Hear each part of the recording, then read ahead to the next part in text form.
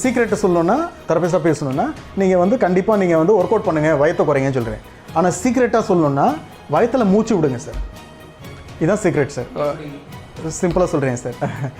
எங்கள் வீட்டுக்கிட்ட ஒருத்தர் இருக்கார் சார், பேர் ஜான் சார். அவன் வந்து 6 பேக்ஸ் இருக்குது. அவன் ஒர்க் அவுட்லாம் போனதில்லை, ஆனால் 6 பேக்ஸ் இருக்குது. அவன் வயசு வெறும் இப்போது ஐ திங்க் 29.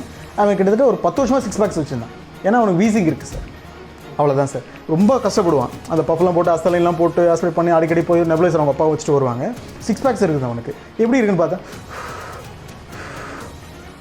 ரொம்ப கஷ்டப்பட்டு மூச்சு விட்டு வயத்தில் மூச்சு விடுவாங்க சார். அப்டமல் ப்ரீதிங் தான் அது சீக்ரெட்டே சார். நீங்கள் நாள் பூரா தொரக்கோ அப்டமல் பேட்டர்ன் ப்ரீதிங், அப்டமனோ தொரக்கோ பேட்டர்ன் ப்ரீதிங்னு இருக்குது. ஆனால் யாருமே மூச்சு விடும்போது வயிறை கவனிச்சிங்கன்னா வயிறு மூவ்மெண்ட் கம்மியாகிடுச்சு. அப்போ செஸ்ட்லேயே தான் மூவ்மெண்ட் போகுது. இந்த தொராசிக் எக்ஸ்பான்ஷன் போக போக நோய் சார். வயிற்றில் மூச்சு இழுக்கும்போது வயிறு வெளியே வரணும், மூச்சு விடும்போது வயிறு உள்ளே தள்ளணும். நீங்கள் அதை மட்டும் கான்சன்ட்ரேட் பண்ணி ஒரு 1.5 மாதம் ரெகுலராக பண்ணி பாருங்கள், வயிறு குறையா எனக்கு கேளுங்க சார். எவ்வளோ நேரம் பண்ணலாம் சார்? நாள் பூரா பண்ணிட்டே இருங்க சார். இதான் அப்டமல் ப்ரீதிங் சார். அது ப்ராக்டிக்கலாக பாசிபிள். Conscious breathing sir. இதான் சீக்ரெட்டே சார். அவ்வளோதான் சார். இல்லை பர்டிகுலராக இப்போ காலையில் 1 மணி நேரம், சாயந்தரம் 1 மணி நேரம் அப்படி பண்ணலாம். அது நீங்கள் யோகாவில் பிராணாயாமாவில் சீதலி, சீத்காரி, நவுலிக்ரியா, உட்டியான பந்தா நிறைய இருக்குது சார். அது மாதிரி நீங்கள் பண்ணிட்டு போகலாம்ல. அனுலோமா விலோமா அது பண்ணுங்க sir. But full day sir இதுதான் ப்ராக்டிஸ்.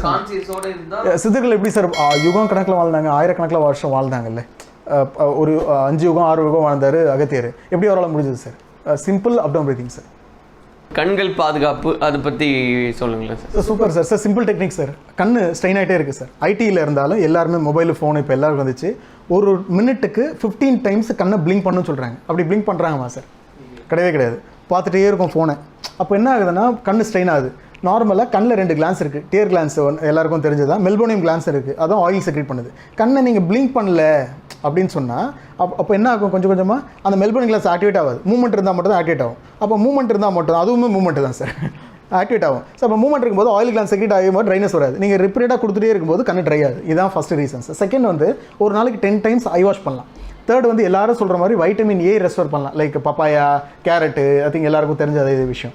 ஃபோர்த் வந்து தயவு செஞ்சு கண்ணை கூல் பண்ணுங்கள். எப்படின்னா நார்மலாக விளக்கெண்ணெய் இந்த விரலில் எடுத்து கண்ணை ஜஸ்ட் இது சுற்றி அப்ளை பண்ணிவிட்டு நைட்டு தூங்க போகிறது கூட பண்ணிட்டு போடலாம், தப்பே இல்லை சார். ஃபிஃப்த்து வந்து நல்லெண்ணெய் ஊற்றுற தப்பு அப்படின்னு இன்னமும் ரிசர்ச் வந்து சில வெஸ்டர்ன் மெடிசன் அக்செப்ட் பண்ண மாட்டாங்க நல்லெண்ணெய் ஊற்றக்கூடாதுன்னு சொல்லிட்டு. இனிமேல் எங்கள் தாத்தா திட்டுவார், கண்ணில் நல்லெண்ணெய் ஊற்று, காதில் எண்ணெய் ஊற்றுன்னு இன்னமும் திட்டுறாரு.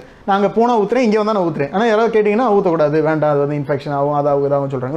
இன்னமும் கண்ணில் நல்லெண்ணெய் ஊற்றுற பழக்கம், காதில் ஊற்றுற பழக்கம் இன்னமும் இருக்குது சார். இது எல்லாமே கண்ணை ட்ரைனஸை ஓவர் கம் பண்ணும். நெக்ஸ்ட்டு கண்ணு அழகாக நல்ல மசாஜ் சார். நான் ஏற்கனவே சொன்ன மாதிரி ஏதாவது அதிகமாக ஒர்க் அவுட் கொடுத்தீங்கன்னா அதுக்கு சூதன் பண்ணுறதுக்கோ ரிலாக்ஸ் பண்ணுறதுக்கோ வேணும். காலையில் எந்திரிச்சு சும்மா அட்லீஸ்ட் ஒரு 2 கிலோமீட்டர் தூரத்தில் பாருங்கள் சார். தூரத்தில் பார்த்து கண்ணை நல்லா சூதன் பண்ணுங்கள் சார். இது பண்ணணும்னா கண்டிப்பாக காலையில் 5 மணிக்கு தான் பண்ணணும்.